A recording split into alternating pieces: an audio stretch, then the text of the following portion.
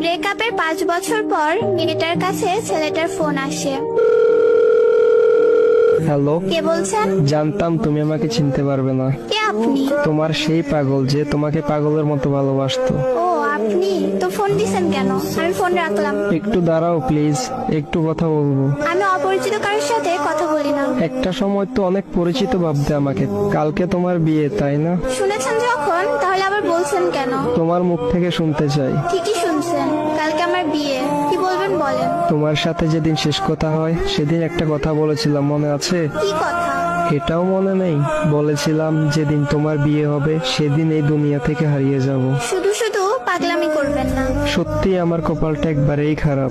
ভেবেছিলাম আমার মুখে কথা শুনে বলবে তুমি কি ভেবেছো, তুমি মরে গেলে আমি বেঁচে থাকবো, কিন্তু ভুল ভেবেছিলাম। তুমি তো আমাকে ভালোই বাসনি কোনোদিন। জানো, আমি একবারে একা হয়ে গেছি, বাসা থেকে চলে এসেছি।